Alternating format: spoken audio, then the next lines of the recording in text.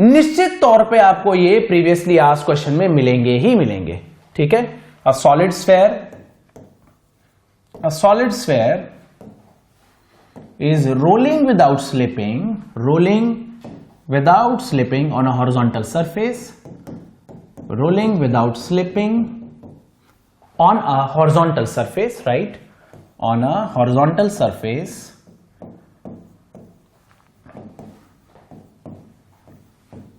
what fraction of kinetic energy?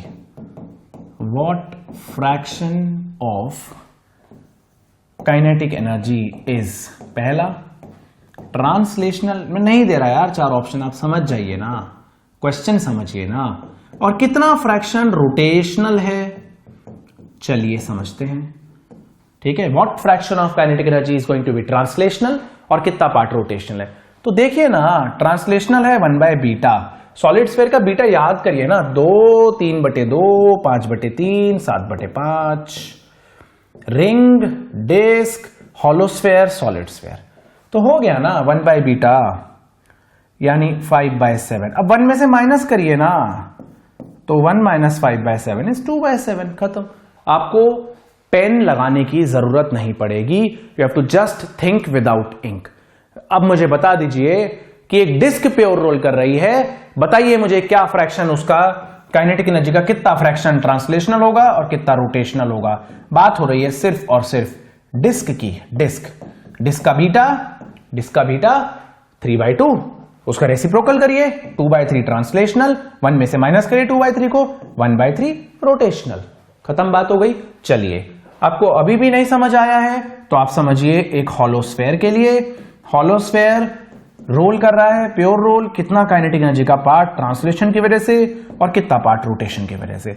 अब hollow sphere का beta 5/3 होता है, उसका रेसिप्रोकल 3/5, 1 में से माइनस कर दीजिए 2/5, फिनिश्ड बच्चों, ठीक है। चलिए और देखते हैं, यही नहीं है, इसी बीटा से कम 8 से 10 क्वेश्चन सॉल्व करवाऊंगा इसी बीटा की मदद से, ओके। क्विकली लिखिए बच्चों, राइट। अब देखिए, ओहो हमारा शॉर्टकट भी रब हो गया, 1 - 1/बीटा। चलिए अब सुनिए, देखिए आपने बहुत सारे ऐसे सवाल किए हैं, हॉलोस्फेयर, सॉलिड स्फेयर, रिंग और डिस्क की रेस लगी है डाउन द इंक्लाइन प्लेन, नीचे पहुंचने पे उनकी वेलोसिटी क्या होगी, एक्सेलरेशंस बताइए, कितना टाइम लगेगा, फ्रिक्शन कितना होगा और म्यू कितना होगा, ठीक है। तो देखिए वो वाला सवाल देखते हैं। Rolling of a body down the incline plane. देखिए जब भी मैं रोलिंग बोल रहा हूं तो मैं विदाउट स्लिपिंग ही कर रहा हूं, प्योर रोलिंग की बात हो रही है, ठीक है। Rolling of a body down the incline plane. अब देखिए मेरी बात समझिए आप, चलिए एक शॉर्टकट सिखाने के लिए भी एक और शॉर्टकट सिखाता हूं। देखिए आपने ना लॉज ऑफ मोशन में कुछ कहानी समझी थी, ये एंगल थीटा, यहां आप एक ब्लॉक रख देते थे, है ना। हाँ, अब आपसे अगर पूछा जाता था बताइए इसका एक्सेलरेशन कितना है डाउन द इंक्लाइन प्लेन, तो आप एक्सेलरेशन बोलते थे कि एक्सेलरेशन होगा भैया खींचने वाला force, pulling force divided by mass. अच्छा, मास को एक नई चीज बोला जाता है, mass is the measure of inertia, है ना। चलिए मास ही लिख देते हैं, pulling force upon total mass या मास, ठीक है। तो देखिए यहां खींचने वाला फोर्स है mg sin थीटा। हाँ, आप मेरे से मत पूछिएगा mg sin थीटा कैसे, mg का कंपोनेंट mg cos थीटा और ये वाला कंपोनेंट आने वाला है mg sin theta. Acceleration pulling force है, देखिए mg sin थीटा और मास से आप डिवाइड करने वाले हैं। लॉज ऑफ मोशन में भली भांति जानते थे आप कि यहां पर एक्सेलरेशन g sin थीटा आता था। अब अगर बॉडी सीधा नहीं आ रही, घूम घूम के आ रही है तो क्या होगा, तो देखिए घूम घूम के भी आने पे शॉर्टकट तो लगेगा। एक बॉडी है कोई भी, कौन सी, रिंग नहीं, डिस्क नहीं, हॉलोस्फेयर नहीं, सॉलिड स्फेयर नहीं, कुछ भी, कोई भी गोल बॉडी, क्योंकि एक पर्टिकुलर केस डिराइव करेंगे अगर हम, तो फिर से दोबारा अगर रिंग का क्वेश्चन डिराइव करते हैं या सॉलिड सिलेंडर डिराइव करते हैं तो सॉलिड स्फीयर के केस के लिए फिर से मेहनत करनी पड़ेगी, तो हम एक जनरल केस डिराइव करने वाले हैं जो इन सब के लिए वैलिड होगा। ठीक है, चलिए ओके। देखिए ये बात आपको क्लियर है कि अगर ये रोल कर रही है, पुलिंग फोर्स इसका mg sin थीटा ही है। प्योर रोलिंग में जब रिलेटिव मोशन नहीं है ना, तो काइनेटिक फ्रिक्शन एक्ट नहीं करेगा, तो इसलिए हम यहां पर फ्रिक्शन को फिलहाल ये मान के चल रहे हैं कि कुछ हमारे लिए खास नुकसान नहीं कर रहा है। चलिए उसके बाद एक्सेलरेशन, देखिए घूम भी रहा है, तो यहां पर एक्सेलरेशन में देखिए पुलिंग फोर्स तो वही है mg sin थीटा, लेकिन मेरी बात समझिए, हमने यहां पर लिखा था मास, तो पुलिंग फोर्स अपॉन मास तो ठीक है, मास m है, लेकिन बेटा मास को हम इनर्शिया ऑफ ट्रांसलेशन कहते हैं। अगर कोई बॉडी घूमती हुई नीचे आती है तो उसके मास में एक और चीज ऐड होती है, मतलब इनर्शिया ऑफ ट्रांसलेशन के साथ एक नई चीज आती है जिसको बोलते हैं inertia of rotation. Inertia of rotation, अब लेकिन रोटेशनल इनर्शिया तो मोमेंट ऑफ इनर्शिया होता है। Greater the mass of the body it will be difficult for you to move the body. Similarly greater the moment of inertia of the body, it is more difficult for you to rotate the body. So moment of inertia rotational inertia होता है, but problem है कि आप principle of homogeneity के हिसाब से मास और moment of inertia add नहीं कर सकते क्योंकि इनका डायमेंशनल फॉर्मूला अलग अलग है। तो हमने थोड़ी सी चालाकी ये करी कि मोमेंट ऑफ इनर्शिया को रेडियस के स्क्वायर से डिवाइड कर दिया और ये हमारा एक्सेलरेशन आ गया। तो एक्सेलरेशन का क्या फॉर्मूला है यहां पर, इस केस में एक्सेलरेशन का फॉर्मूला है पुलिंग फोर्स। देखिए इस चीज को हम बोलेंगे, प्यार से बोलते हैं इस चीज को पुलिंग फोर्स, ठीक है, और नीचे वाले डिनोमिनेटर में इसको बोला जाता है इनर्शिया ऑफ ट्रांसलेशन, और ये I बाय आर स्क्वायर कहलाता है जी inertia of rotation. Inertia of rotation, okay बच्चों, ये चीज आपको क्लियर हो गई है ना। पुलिंग फोर्स अपॉन मास, यहां पर pulling force upon inertia of translation plus घूमती हुई भी आ रही है ना यार, तो inertia of rotation. Inertia of rotation I upon R square होता है, ठीक है। चलिए मास से डिवाइड करिए, जल्दी क्विकली डिवाइड करिए।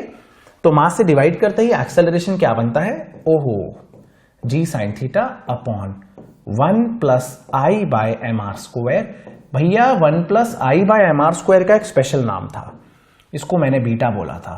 तो यहां से हमारा शॉर्टकट 2 तैयार होता है कि कोई भी बॉडी इंक्लाइन प्लेन से घूमते घूमते नीचे आती है, प्योर रोल करते हुए नीचे आती है, तो उसका एक्सेलरेशन होता है g sin theta divided by beta. If it is a ring put the value of beta to be 2। अगर ये सॉलिड सिलेंडर है तो बीटा 3/2 होने वाला है, सॉलिड स्फेयर के लिए 7/5 और हॉलो स्फेयर के लिए 5/3 होने वाला है।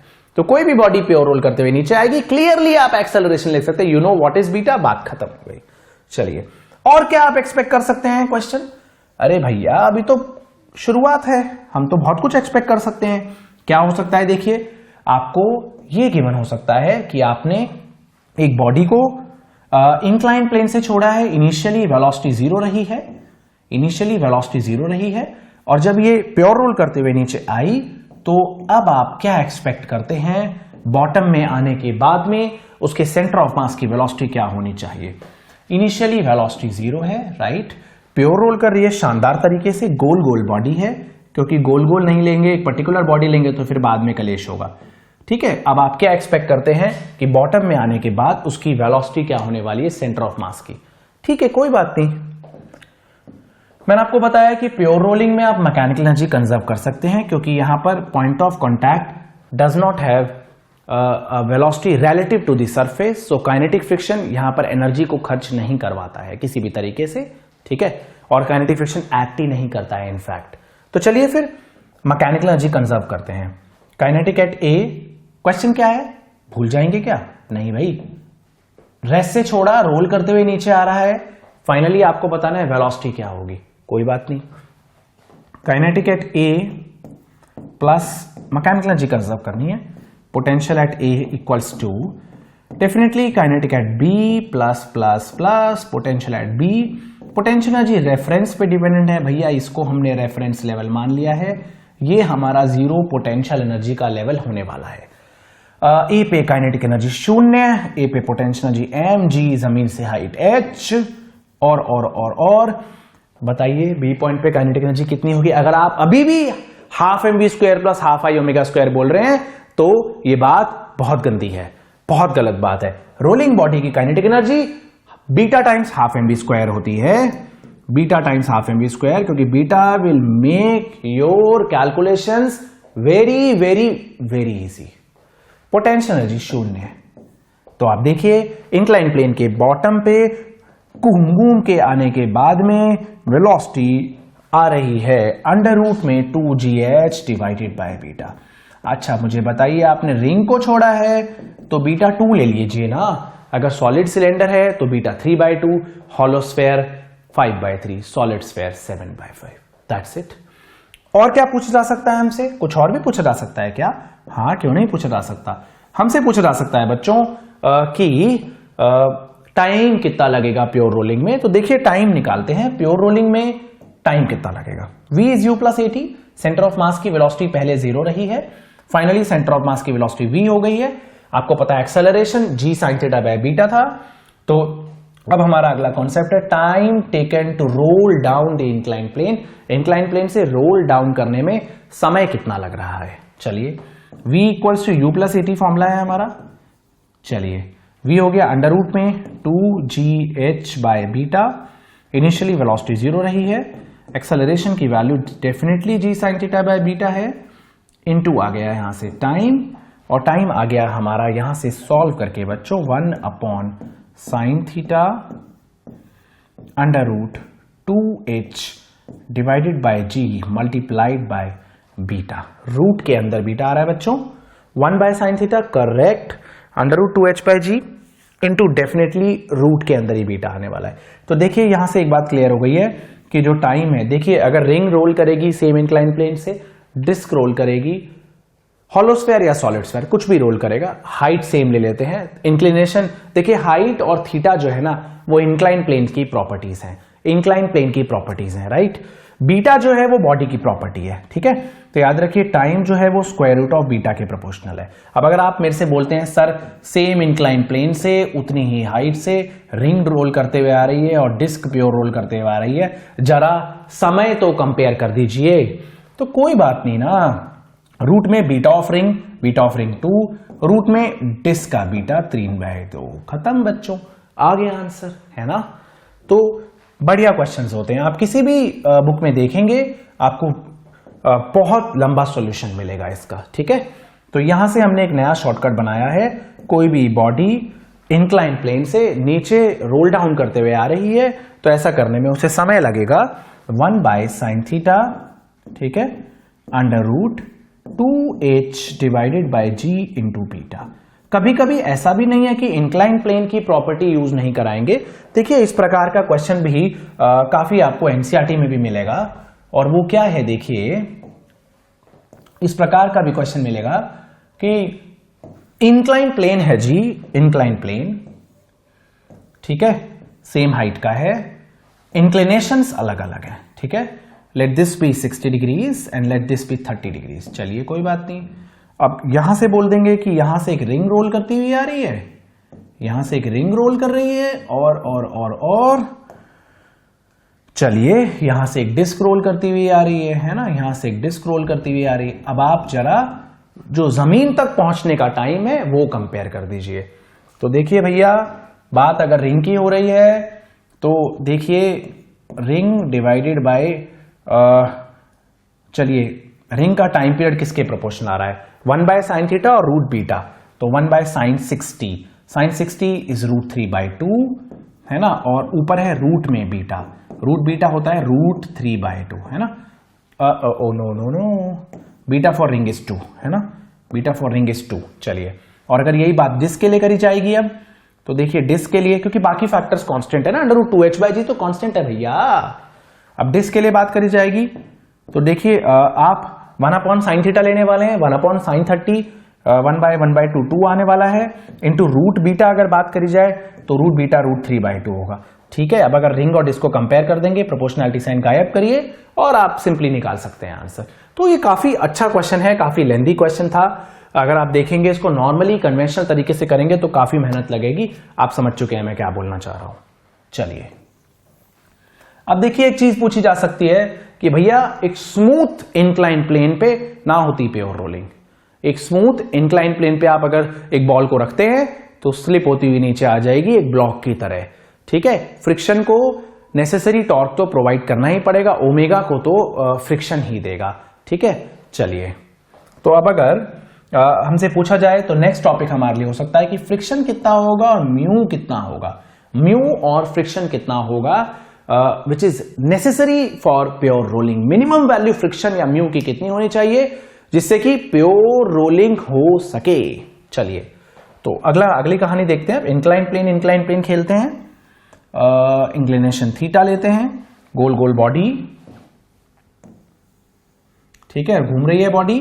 चलिए, यहां पर फ्रिक्शन बनाते हैं, ठीक है। चलिए, काइनेटिक नहीं है फ्रिक्शन, ठीक है। चलिए, friction, okay. mg is going to be downwards. चलिए, no problem. mg cos theta, ठीक है, mg sin थीटा। मैं थोड़ा स्टेप्स स्किप भी कर सकता हूं, बट मैं चाह रहा हूं कि आपको पूरी चीज अच्छे से बता दूं, तो इसलिए मैं प्रॉपरली लिख रहा हूं। यहां नॉर्मल रिएक्शन, ठीक है। चलिए, और ये रेडियस r है, सेंटर से ये फ्रिक्शन जहां तक एक्ट कर रहा है उसकी दूरी r है, ये रेडियस है, ओके। तो देखिए torque about centre of mass क्या होता है। देखिए, all the forces are passing through centre of mass, whether it is mg cos theta, obviously mg के ही कॉम्पोनेंट्स हैं, mg cos theta, mg sin theta, तो और normal reaction. Friction is the only force which is capable of providing the torque.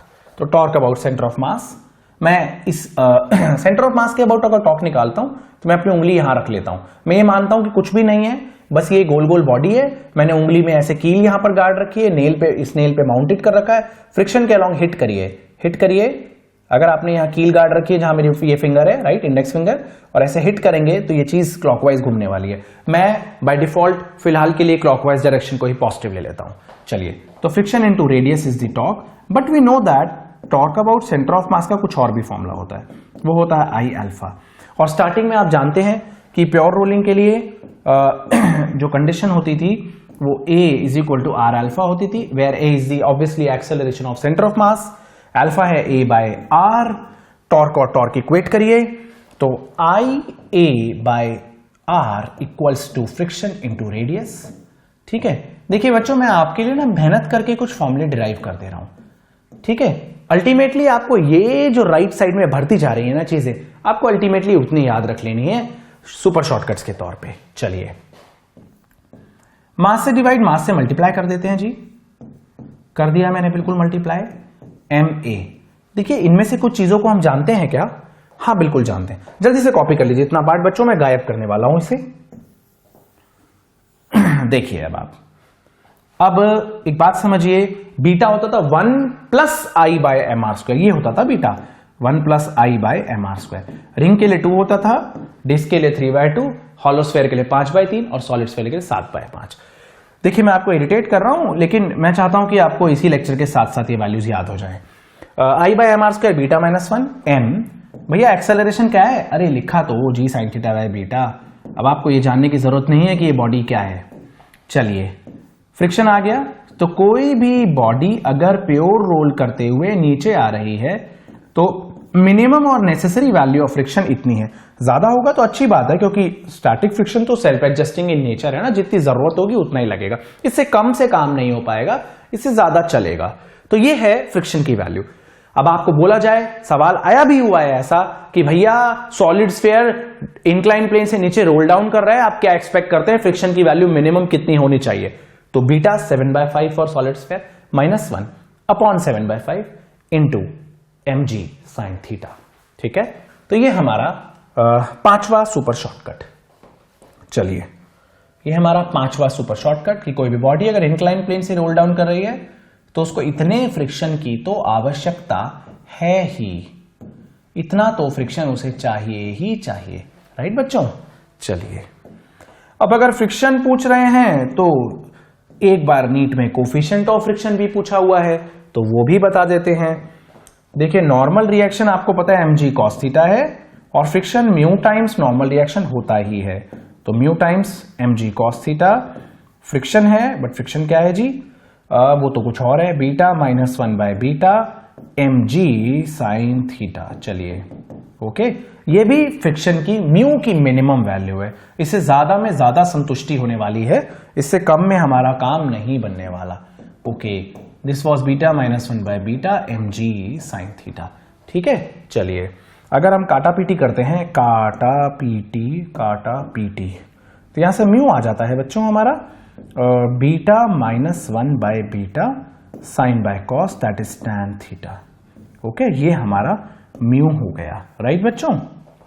चलिए, this is the minimum value of mu, इससे ज्यादा भी अच्छी बात है, इससे कम नहीं होना चाहिए। Mu is beta minus 1 by beta, definitely tan theta बच्चों। तो देखिए रोलिंग के जो सारे सवाल हैं वो मैं आपको बीटा से कैटेगराइज करता जा रहा हूं, और बीटा की वैल्यूज आपको रिंग, डिस्क, हॉलो स्फीयर और सॉलिड स्फीयर के लिए पता है, और कोई चीज गोल घूमते हुए नीचे आने नहीं वाली। चलिए